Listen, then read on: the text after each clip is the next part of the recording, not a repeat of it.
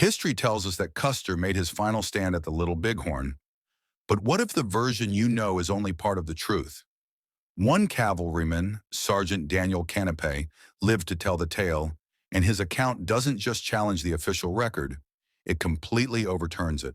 From frantic retreats and muddled orders to the eerie stillness that followed the slaughter, Canipay's long-forgotten testimony exposes a version of Custer's last stand that few Americans have ever heard.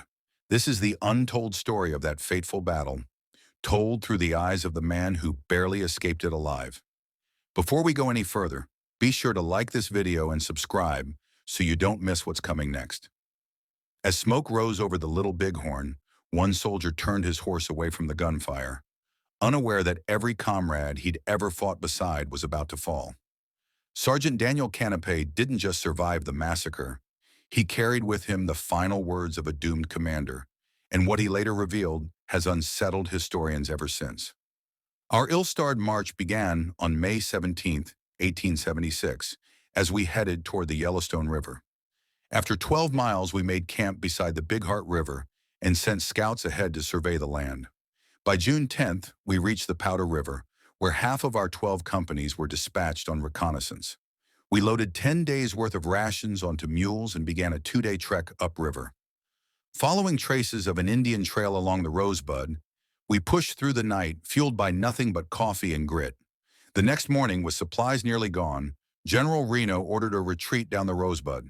There we met up with the rest of our force, 6 companies under General Custer and General Terry, the department commander. At the time, Custer was said to be under arrest for challenging corrupt post-traders who were exploiting the troops, a scandal that stretched back to President Grant's administration. Despite the tension, Custer soon regained command. We were resupplied from the steamboat Far West, which carried 15 days of provisions. None of us could have imagined that we were only days from disaster, the battle that would forever mark the Little Bighorn in American memory. Custer had 2 Gatling guns and a pair of Rodman cannons, but he handed them over to General Gibbon, confident he wouldn't need them. In hindsight, that choice proved fatal. Even a single Rodman might have changed everything. With 1 Gatling gun, the Custer massacre might never have happened at all. We broke camp and marched all day on June 22nd. That night, Custer issued strict orders.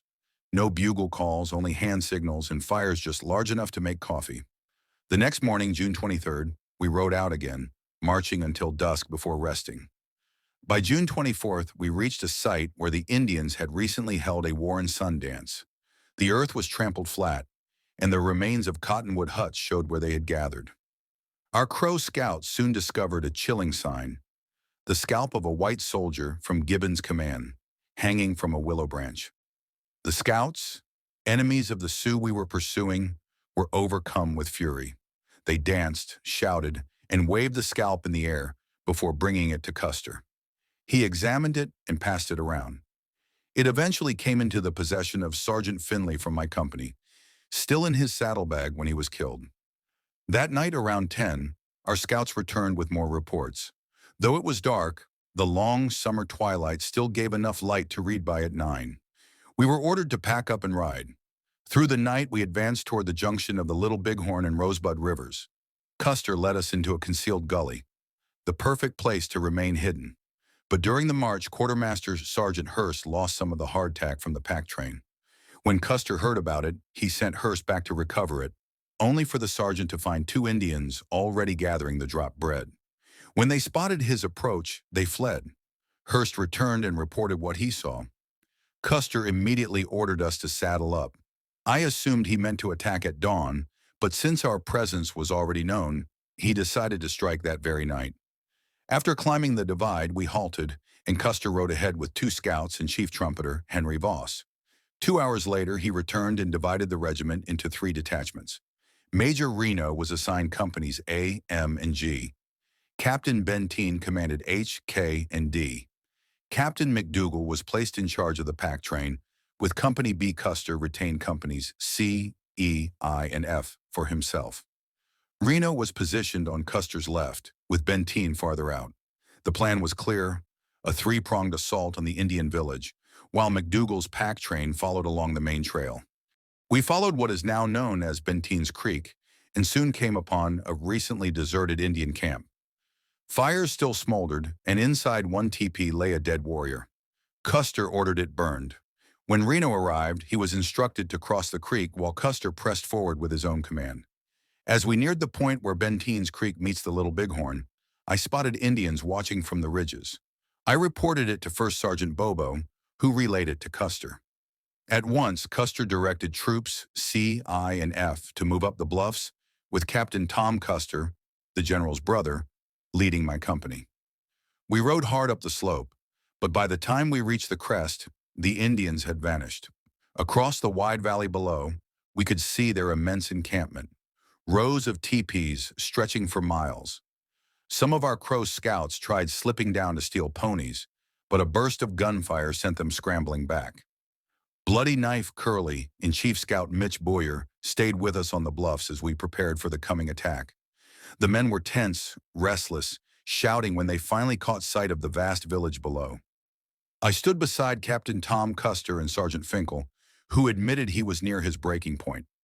None of us could have imagined how close we were to the battle that would soon consume nearly every soul there. Finkel's horse was struggling to keep pace. I called out, "Finkel, if you can, stay with us." But he was falling behind. Just then, Captain Tom Custer gave me a direct order to find Captain McDougal and the pack train and deliver urgent instructions from General Custer himself. "Tell McDougal to move the packs onto the high ground," he said. "If they come loose, don't stop to fix them. Cut them free and keep moving. There's a large Indian camp ahead." I took off at once. What I thought was bad luck, being sent away from the main column, ended up saving my life. If Finkel's horse hadn't faltered, he might have received the order instead, and I'd have shared his fate. In the distance, I could see a faint haze of dust rising from the pack train.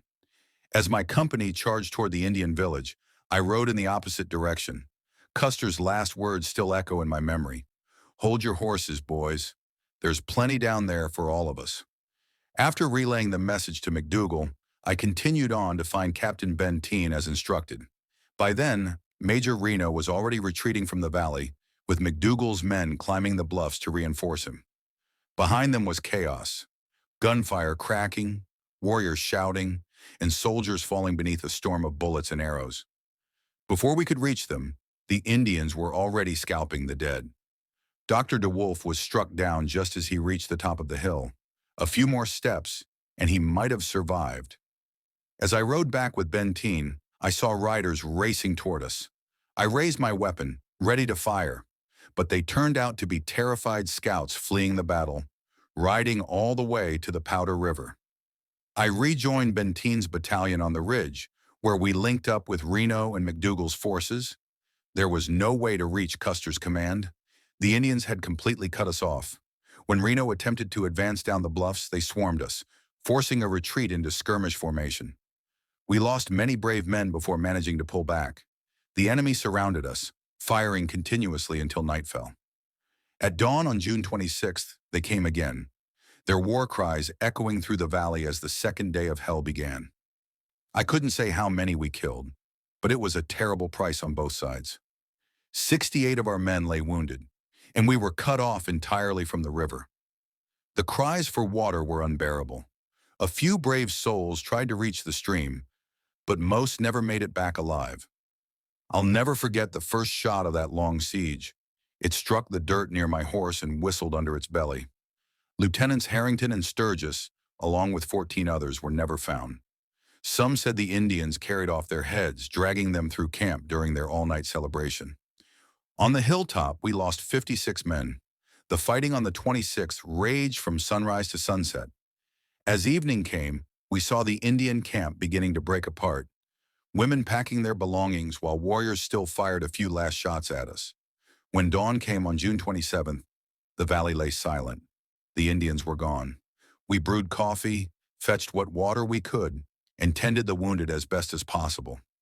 Around 10 that morning, Generals Gibbon and Terry arrived.